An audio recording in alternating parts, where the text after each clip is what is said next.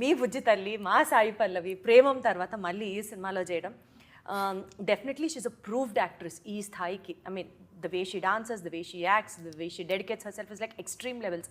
ప్రేమంలో చూసిన సాయి పల్లవికి ఈ సినిమాలో చూసిన సాయి పల్లవికి action wise how did you find a maturity? మన తెలుగు ప్రేమంలో ఏమై కాదంటే Shruti Haasan. But that major చెప్పండి అక్క పోనీ ఆ సినిమా అసలు కలపద్దంటారా? బట్ కలపచ్చు కదా, ఆబ్వియస్లీ అది definitely super hit film. So ఆ ప్రేమంలో ఉన్న సాయి పల్లవికి the maturity of action in this film ఎలా చూస్తారండి మీరు? అంటే when it comes to maturity, ఈ అమ్మాయికి ఏంటంటే పుట్టినప్పుడే మెచ్యూరిటీ వచ్చినట్టుంది ఆమెకి. అంటే మీరు ఆమె వయసుకి దానికి సంబంధం లేకుండా మాట్లాడుతుంటుంది ఆవిడ. ఫస్ట్ పాయింట్ ఏంటంటే ఏకసంతాగ్రహి అంటారు కదా, అలా ఆమె. సో నాకు అప్పటి వరకు తెర మీదే పరిచయం. సో ఈజీగా ఆమెకి తెర మీద పరిచయం ఉన్న వాళ్ళే కనిపెట్టేస్తారు. She's a fantastic actress. అలా షీఈ్ అ పుల్లర్. ఏ క్యారెక్టర్ అన్నా అలా చేస్తుంది అనేది మనకి స్క్రీన్ మీద పరిచయంతోనే చెప్పేయగలం. సో ఆమె బేసిక్గా ఏంటంటే ఆమె స్క్రిప్ట్స్ వినదండి, చదువుతుందట. నాకు అంటే ఎనీ ఫిల్మ్ మేకర్ పర్టికులర్గా మనకి చదివేటప్పటికన్నా నెరేట్ చేసేటప్పుడే ఇంకా చాలా క్లియర్గా చెప్పచ్చు అనేది ఏ రైటర్ డైరెక్టర్గానే ఉంటుంది. అక్క నువ్వు చదివితే నాకున్న ఫీలింగ్స్ మొత్తం పూర్తిగా పేపర్ మీద ఉండవు, నువ్వు నన్ను చూస్తే కదా అనేది నా ఫీలింగ్. నేను అరవింద్ గారు అడిగాను. అంటే ఈ ప్రాబ్లం చాలామందికి ఉంది.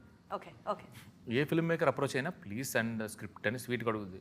నువ్వు ఎంత స్వీట్గా అడిగినా 50% అనేది లాస్ట్ ఇన్ ట్రాన్స్లేషన్స్తో వెళ్ళిపోతుంది. ఎక్కడ రాస్తామండి, రేడియో విన్నట్టు మొత్తం డీటెయిల్గా రాయలేము కదండి అనేది పాయింట్ అన్నమాట. నేను అరవింద్ గారిని ఏమన్నానంటే, నన్ను అప్రోచ్ అవ్వకముందు ఏం కథ తెలుసు అంట. సో నేనేమన్నానంటే, సార్ నేను కన్విన్స్ చేయడానికి నేను కన్విన్స్ చేయడానికి ట్రై చేయను. బట్ ఆన్ పేపర్ కన్నా స్ట్రైట్ అవే నేను నెరేట్ చేస్తే ఆమెకి నేనేమనుకుంటున్నానో అర్థమవుద్ది. Then it's her thing. Reject చేస్తుందో యాక్సెప్ట్ చేస్తుందో ఆమె ఇష్టం అన్నప్పుడు అరవింద్ గారి మీద గౌరవంతో విన్నాను. ఫస్ట్ అది జాలండి. అంటే నాకేంటంటే విన్న తర్వాత రిజెక్ట్ చేసింది అనుకోండి, ఓకే, దట్స్ హర్ చాయిస్. వినకుండా చదివి వద్దనుకుంది అనుకుంటే ఇంకా లేదో నేను చెప్పాల్సింది ఉంది ఇందులో, అది పూర్తిగా పేపర్ మీద లేదు, నా ఎమోషన్స్ వేరు, నా ఇవి వేరు అనేది నాకు ఒక వెలితిగా మిగిలిపోయేది. బట్ థ్యాంక్ గాడ్ ఆమె వింటానంది. చెన్నైలో వెళ్ళి మీరు అసలు extremely good narrator, extraordinary narrator. Definitely convince చేసేస్తారు. ఈ చిన్నపాటి పరిచయం మీరు డెఫినెట్లీ కన్విన్స్ చేస్తానని ఈమెను పెట్టుకోండి. ఈమె వేరే చాలా కష్టపడ్డారా? ఎన్నోసార్లు ఆన్ సెట్స్ కానీ మామూలుగా కానీ ఎన్నోసార్లు అరే నెక్స్ట్ ఎవరు వస్తారో కానీ ఇంతో సినిమా తీసేవాళ్ళు అని చెప్పి నవ్వుకునేవాడిని. చచ్చిపోతాం ఇంతో చేయాలంటే. ఎందుకు అంత కష్టం? ఎందుకు కష్టం అంటేనండి, అంటే ఆమెలో నేను అదే చెప్తానండి, ఆమెలో అంటే మనము ఇప్పుడు సుకుమార్ గారు ఉన్నారనుకోండి, ఒక సీన్ని 10 రకాలుగా ఎలా ఆలోచిస్తారో ఈమె కూడా ఆమె సీన్ని అన్ని క్యారెక్టర్స్కి లింక్ చేసి, ఆమె ఒక డైలాగ్ అన్ని క్యారెక్టర్స్ ఇంటర్లింక్ చేసి ఆ సిచ్యువేషన్కి అది కరెక్టా రాంగా ఇన్ని రకాలుగా ఆలోచిస్తే అన్ని డౌట్లు మన మీద వేస్తారు. మనకే డౌట్లు వచ్చేస్తాయి. బట్ ఇంటెన్షన్ అంటే మొత్తం ఫోకస్ అంతా సినిమా మీద ఉంటుంది. ఇట్స్ వెరీ గ్రేట్ అండి. మై కో రైటర్ ఈమె. ఆమె ఒక డైలాగ్ ఆమెది కాదు, అది సినిమాది. అద్భుతం అసలు. సో డెఫినెట్లీ డైరెక్టర్ పేషెన్స్ కి పరాకాష్ట, but still that will be the best. వేరే లెవెల్ అండి. అంటే నన్ను అడుగుతున్నాను కదా, నన్ను అడిగితే అంటే ఇంకా తర్వాత ఎంతమందితో వర్క్ చేసినా కూడా అర్థమవుతుంది. రైట్. సో ఎస్పెషల్లీ ఈ సినిమా మ్యూజిక్ గురించి మాట్లాడితే, సాంగ్స్ ఇప్పటి వరకు రిలీజ్ అయినవి ఏదైతే ఉన్నాయో అది అమేజింగ్. ట్రైలర్ చూసినా సరే, బీజిఎం కానీ. దేవిశ్రీ ప్రసాద్ గారికి కమ్బ్యాక్ చందు గారి సినిమాతో వచ్చింది అని అంటే, కమ్బ్యాక్ అంటే నేను అసలు ఒప్పుకోనండి. సీరియస్లీ జనాలైతే టాక్ అలాగే అనిపిస్తుంది. 1 month బ్యాకే పుష్ప వచ్చింది. Pushpa 2 when compared to Pushpa 1 there is a huge difference. ప్రజలు అంటున్న మాట ఇది, నేను అంటున్నా, నా పర్సనల్ ఫీల్ కాదు. అంటే నేను అదైతే అసలు ఒప్పుకోను. Especially for love songs if you have to talk. Fast beat songs లో డించాక్ డిఎస్పీ గాని కొట్టేది లేదు. అంటే ఆయన దగ్గరికి అప్రోచ్ అయినవి లవ్ స్టోరీస్ అయితే లేవండి. But when it comes to love stories ఇంకా దేవి గారిని కొట్టినైతే లేదు. ఇది నాకు ఈ పాటలకి ఇంత అద్భుతమైన రెస్పాన్స్ రావడం నాకు కొత్త, ఆయనకు కాదు. సో నాకు అంటే నేను అదే చెప్తాను. అంటే ఇక్కడ you were very specific about the love tracks. మ్యూజిక్లో మీ ఇంటర్ఫియరెన్స్ కూడా చాలా ఉంది. You were like too personal about music అన్నది మేము విన్న మాట. అది అందులో డౌట్ లేదండి. నాకు మోర్ దెన్ ట్యూన్ కన్నా నాకు సాహిత్యం మీద అంటే లిరిక్స్ ఎలా వస్తాయి, ఇక్కడ ఏం పడాలి అనే దాని మీద నాకు ఇష్టం.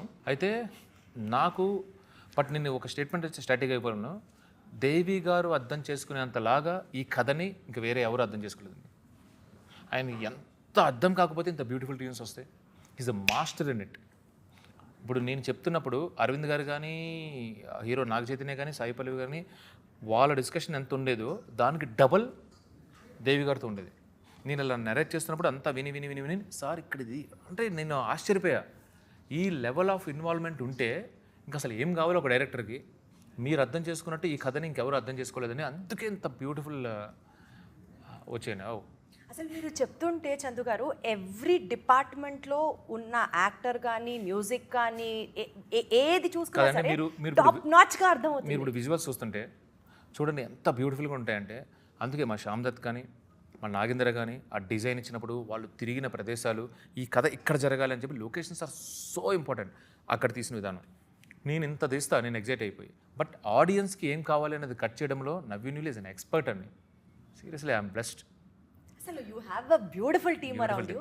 ఎంజాయ్ చేయొచ్చు మళ్ళీ. అంటే పర్సనల్ రిలేషన్స్ కూడా అందరితో బ్యూటిఫుల్ ఉంది కదా. Face is the index of your mind and the happiness you have in your heart has been reflected on your face. Such super confident గా ఉన్నారు మీరు, అర్థమవుతుంది. Nice nice nice super. మాకు కూడా ఎక్సైట్మెంట్ వస్తుంది తెలుసా మీ ఎక్సైట్మెంట్ చూస్తుంటే. మా ఊర్లో ఉన్న కుక్కలన్నీ ఉత్తరానికి తిరిగిపోస్తే ప్రపంచ పటంలో పాకిస్తానే ఉండదు. అది అసలు ఆ డైలాగ్కి అసలు ఇంట్లో కూర్చొని టీవీల ముందర ట్రైలర్లు చూసింది అది చెప్పట్లో. అంటే ఒక పక్క patriotism, such a great patriotic feel, Pakistan related cinema అని అర్థమవుతుంది. ఇండియా వర్సెస్ పాకిస్తాన్ అని ఒక హింట్ లాగా అనిపించింది ట్రైలర్ చూసిన తర్వాత. Followed with love story. Followed with love story ఉంది. బేసిక్ లవ్ స్టోరీ అండి. 2 hours 25 minutesలో ఈచ్ అండ్ ఎవ్రీ మినిట్ లవ్వే ఉంటుంది. అంటే ఓవరాల్గా Pakistan episode run time 20 minutes కూడా ఉండదండి. 20 minutes కూడా ఉండదు. ప్రాపర్ ఎమోషనల్ లవ్ స్టోరీ అండి. బేసిక్గా అంటే ఇందులో పేట్రియాటిజం అంటే ఇందులో ఏదో దేశభక్తి ఏమి ఉండదండి. మీకు ఆ కాంటెక్స్ట్ వచ్చినప్పుడు వాట్ ఈస్ దట్ ఆ మాటలు ఆ డైలాగ్స్ వస్తాయి కానీ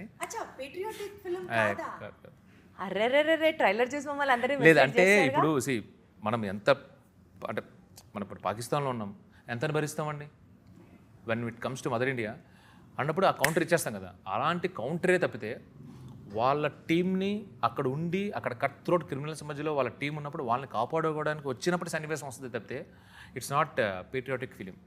ఇది ఆ ఇన్సిడెంట్ అప్పుడు హీరో రియాక్ట్స్. అది గుజరాత్లో ఉన్నప్పుడు అంతే, డీమచ్చలేసం వాళ్ళ ఊరిలో ఉన్నప్పుడు అంతే, పాకిస్తాన్లో అంతే. That's it. ఇప్పటి వరకు అది ఒక పేట్రియాటిక్ ఫిలిం. అసలు లవ్ స్టోరీ ఒకవైపు, పేట్రియాటిజం ఒకవైపు, అసలు బీభత్సంగా కాంబినేషన్ అనుకుంటున్నాం. సో ఇప్పటిదాకా క్లారిటీ ఇచ్చారనమాట. రైట్. ఎమోషనల్ లవ్ స్టోరీ అండి. ఎవరు ఎక్కువ చేశారు అనేది అంటే మీరు బయటకు వచ్చిన తర్వాత ఇద్దరులో ఎవరు అనేది మీకు కన్ఫ్యూజ్ అయిపోతారు. అంత బాగా చేశారు ఇద్దరు. బన్నీవాస్ గారు ఈ సినిమా గురించి మాట్లాడుతున్నప్పుడు 100% 100 crores క్లబ్లో నాగ చైతన్య గారిని నిలబెట్టబోతున్నాం అన్నట్టు he was super confident. Okay అంటే అది బిజినెస్ కమర్షియల్స్ ప్రొడ్యూసర్ గారు మాట్లాడాలి. అంటే might be this is a very diplomatic answer. But diplomatic కాదండి. నేను కాన్ఫిడెంట్గా ఏం చెప్తానంటే ఈ సినిమాని ఏం ఎక్స్పెక్ట్ చేసి వచ్చి కూర్చుంటారో ఈచ్ అండ్ ఎవ్రీ ఆడియన్స్ ఏం ఎక్స్పెక్ట్ చేసి వచ్చి కూర్చుంటారో అది వెనక్కి ఇచ్చేస్తామండి. We will give it. అందులో మాత్రం ఈ సాంగ్స్ విన్నా, ఈ ట్రైలర్ చూసినా ఏముంటుంది సినిమాలో, మేము ఏం ఎక్స్పెక్ట్ చేసి మేము ఏం ఎంటర్టైన్ అవుతాం ఈ సినిమా దగ్గర నుంచి ఉన్నది మాత్రం 100% ఉంటుంది. సో సినిమా గురించి ఎట్లయితే మాట్లాడుకున్నామో తండేల్ సినిమాకి సంబంధిస్తూ మీకు కొంచెం పర్సనల్గా వెళ్తే ఒక చిన్న ర్యాపిడ్ ఫైర్ అనుకుందాం. I want it in a very swift way. I ask the question. చెప్పండి. మీరు అసలు కుమ్మేస్తారు. నాకు ఫుల్ కాన్ఫిడెన్స్ ఉంది మీ మీద కూడా. డెఫినెట్లీ ఫుల్ ప్రిపేర్డ్ ఉన్నారు. ఫాస్ట్గా చేస్తేనే దీనికి కిక్, గంటలు అయితే కాదు. ప్లీజ్ కొన్ని ఎక్స్క్యూజ్ ఇవ్వండి. చెప్పండి. ఓకే, 1 minute దట్ ఇన్స్పైర్డ్ ఈ తండేల్ నేను చేస్తున్నాను అనుకోవడానికి ఏంటి? Love story. తండేల్లో లాంగెస్ట్ షూట్ చేసిన scene? Storm sequence. Storm sequence అంటే ఎక్స్ప్లెయిన్ దట్. అంటే ఇంటర్వెల్లో వచ్చే ఒక స్టార్మ్ సీక్వెన్స్ ఉంటుంది. అదే స్టార్మ్ సముద్రం మధ్యలో. అది ఇంటర్వెల్ బ్రేక్ అన్నమాట. ఓకే, కొన్ని ఇట్లా మాకు దొరుకుతున్నప్పుడు బ్రేక్ ఇవ్వచ్చు, పర్వాలేదు. సో సినిమాలో మీరు బాగా రిలేట్ అయిన మీ పర్సనల్ లైఫ్ ఇన్సిడెంట్ ఒకటి చెప్పాలి అంటే? దూరంగా ఉండి చాలా రోజుల తర్వాత కలుసుకునే ఇన్సిడెంట్ పాయింట్. మీరు అది బాగా కనెక్ట్ అవుతారు బికాస్ మీరు సర్ప్రైజ్లో ఇష్టం కాబట్టి మీకు. ఓకే, సో సినిమా షూటింగ్ జరిగేటప్పుడు అనుకోకుండా లేట్ అయినటువంటి ఒక సీన్ కానీ సంఘటన కానీ మీరు ఎక్స్పెక్ట్ చేయలేదు, but that has cost so much of delay. చాలా ఉన్నాయండి. ఒకటి చెప్పండి సార్, గొప్పది, మంచిది. అంటే ఏం లేదండి, ఇప్పుడు సముద్రంలో మేము అంటే రియల్ లొకేషన్లో చేసాం. ఈయన అడిగాం, ఎవడో బ్లూ మ్యాట్ గ్రీన్ మ్యాట్ చేద్దామని హీరోని. నాకు ఆ ఫీల్ రాదు, నీకు ఒరిజినల్ సముద్రంలోనేనని. ఆయన అసలు ఎండలో కూడా నిల్చొని పోయి ఫుల్ ట్యాన్ అయిపోయారంట కదా, ఆయన హార్డ్ వర్క్ అసలు. సో అంటే సముద్రంలో షూటింగ్ అనేది ఇంకా మన చేతిలో లేదండి, సముద్రం చేతిలో ఉంది. అది కామ్గా ఉంటే చేసుకుంటాం, లేదంటే మళ్ళీ వెనక్కి వచ్చేస్తాం. ఎవడు ఎప్పుడు ఎక్కడ పడిపోతారో కూడా తెలియదు. నడ్డి సముద్రంలో కొన్నిసార్లు విత్ హై టైడ్స్.